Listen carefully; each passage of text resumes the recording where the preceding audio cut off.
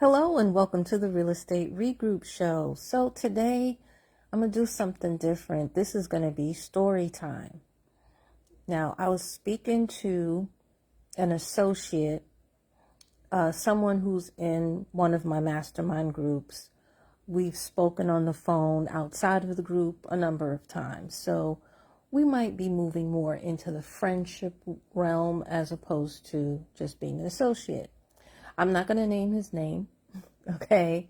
And I'm pretty sure he doesn't mind me sharing this particular conversation. So he is retired, okay? And what he did was he pulled out the money from his house. He took out an equity loan, right? Then he placed it into an investment that him and two other guys were going to be a part of. One of the guys died, and I believe the guy that died was the one that was going to be more of the active investor, okay? He was just going in as a passive investor, someone who says, okay, I like the way this deal sounds, did his research, looked at the numbers and everything else like that. But he's like, here, you can have my money. Of course, I want a return, okay? But then, hey, this unexpected death occurred. And now, trying to not only get his money back, plus redo the deal has been quite complicated, has been a tough road for him. And he finds that he actually has to go back to work and is looking for work because of what just transpired. So I want to share this with you guys so that in life, there's a lot of twists and turns, a lot of things that occur unexpectedly. And when you are borrowing against your home, which is what an equity line of credit, equity loan, whatever you want to call it, there is a difference between the two, but basically when you're just pulling equity out of your home, okay, that's the common denominator here. You got to be careful in doing so. You have to be extra careful when choosing a deal and doing so, especially if that deal involves partnering up with someone else. Okay? I've even seen, believe it or not, I've seen contracts that talk about people's health. And I always scratched my head about that. I was like, why they put that in there? But now I know. Now I know. And yes, I've spoken to you guys before about mental health. But yes, I have seen contracts about physical health and as well. Normally, though, most of those contracts dealt with insurance, but even other contracts that didn't have anything to do with insurance, they ask you about your health. And see, now, as I say, it's really strange because I never knew that it could take so long to reconfigure a partnership when one person dies. But then again, when you think about it, when one person dies, because this is not the first time that I've come across someone else also who was in a partnership where one of the partners actually died of COVID. Okay, so the money, what happens a lot in that particular instance, they sold everything that they had together, and then part of the money had to go of course, to the family. And I believe some probate might have been involved in that particular issue. Probate does not always go by quickly, especially if you don't have a will or if you don't have a trust. Or even if you do have a trust, if you don't put any money in it or if you don't set it up right, it's not always a quick in and out situation. It can take years for it to correct itself. And so now he's at the point where, in order to get back up on his feet, because he does live in California, which is pretty expensive. The most expensive state in the United States is California. He's finding himself having to go back to work, looking for work somewhere else just to keep his head above water because of what happened. He pointed out, too, the other thing that he learned was be careful when pulling out your equity out of your home in order to go into a deal. Like, you really need to make sure that that money is going to start to come back fast. You may not necessarily want to put all of it into something that's not going to pay back until 3 or 5 years, especially if someone dies. And then here's the thing, because the person who died was an active person, active meaning like the general contractor, okay, well, now you got to find another general contractor. That's why it's always good to know other people, because in case either death or in case there's an accident that occurs, then you can say, okay, this has happened, we have to stop the deal, but now we have other people who can pick it up and carry it on. They don't necessarily have to be a partner or become a partner of the deal, but they need to finish fixing up that particular house. Do you understand what I'm saying? So because of that, you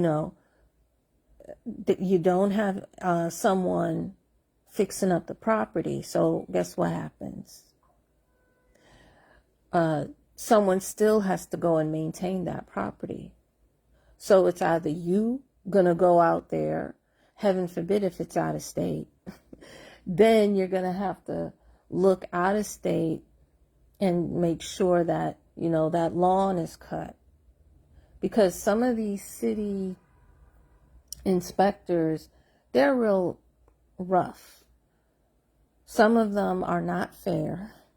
Some of them are looking for the come up and sometimes take advantage of people who do fix and flips. Yeah, I'm telling you what most of these other people won't admit to you. There are some people who pay under the table extra money to these city inspectors so that they can overlook certain things, number one. That's why some housing is of poor quality. And that's why I recommend everybody get an engineer, to inspect their property before buying it, or a licensed inspector. And by the way, all states don't even require that inspectors be licensed. Yeah. Think about that for a second. So what do you do at that particular point? You'll have to scramble to find somebody who can take care of the property, particularly if it's an out-of-state property. Right? And if you don't belong to a mastermind group where people are from all different parts of the country, where you can send somebody or you can ask somebody, hey, do you know so-and-so? And they can either do it themselves or they can refer you to somebody that can do it. If you're not on, let's say, not even a real mastermind group, but let's say you're on Facebook. Facebook, you have real estate groups from every part of the world, just about, right? So you need to get up on these Facebook groups, send out emails, put up a post saying that you're looking for so-and-so and so, such and such, and you still are not guaranteed anything. Same thing, Bigger Pockets. That's another area. That's another site that you can go to get people to recommend you to use someone else to carry everything on, And then what happens to that money that you had given to the person who died, and that money is like tied up. So now, again, you're in probate trying to get your money back. Okay, so these are definitely things to think about. That's why, honestly, if I were to use like an equity line or even a credit line, like from my business and what have you, I am definitely going to use it for the following. I'm definitely not using it for a fix and flip. I know that some people do and they're successful, and that's great. But because of this situation, it's opened my eyes. And I said, okay, where can I get my money back the fastest on this thing? It would have to be mortgage notes. Mortgage notes, you get your money back way quicker. Or the other thing that I could do and was thinking about doing is buying another home. But the home that I buy, the money would not be a down payment. So in other words, I ain't buying nothing else in New York, okay? Because my home equity line would actually not be able to afford another house in New York. I would have to use it to buy, let's say, a home in North Carolina. And when I say buy it, I mean pay off the whole home. Number one, where I don't have no mortgage. Number two, have enough extra money to pay whatever the taxes is, to pay the insurance, and also, instead of just getting, let's say, a single family, it probably would be also another multifamily, okay? Because multifamilies down there are way cheaper than where I'm at. And if not North Carolina, I don't mind places like, let's say, Ohio. Indiana, I haven't been to, but I'm definitely interested in one day taking a visit out there because of the things that I've heard there. Texas, another place that I love, again, would be a multi. Now, if I decided to go the route where I wasn't paying something off in full as far as the mortgage is concerned, then I would look into getting an apartment building or a storage facility.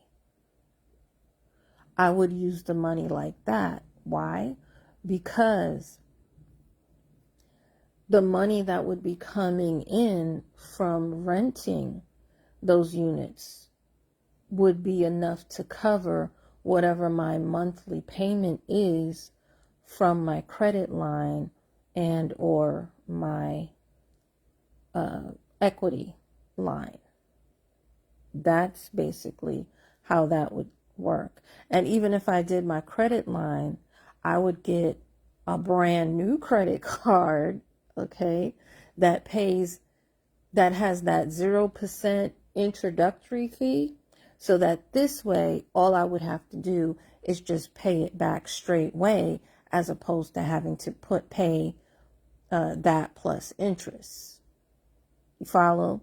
This way it gives me that extra money.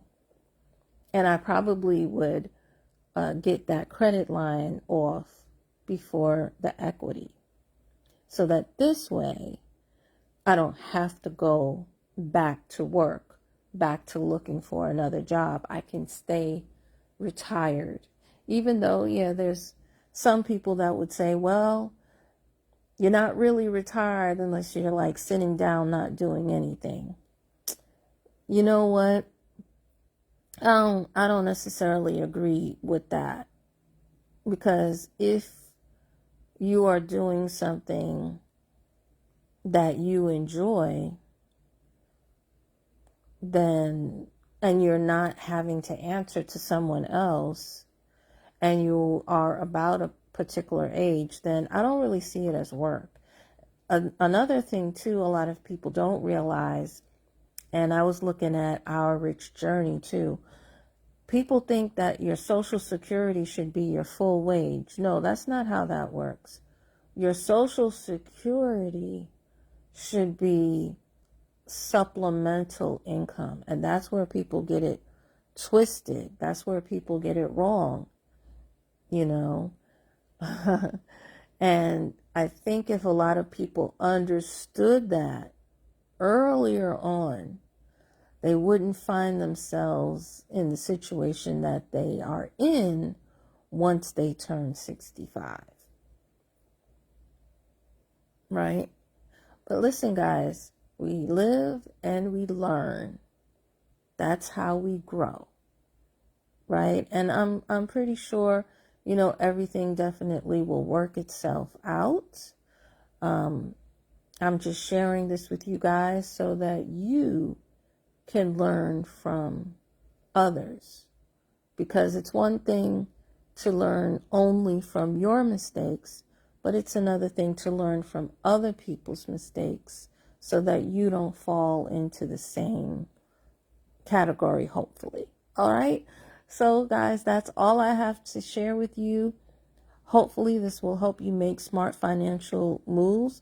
Also, give me your opinion as far as, for those of you who already own a home and you're nearing retirement or you want to retire, what are your plans? What are your thoughts on this whole thing?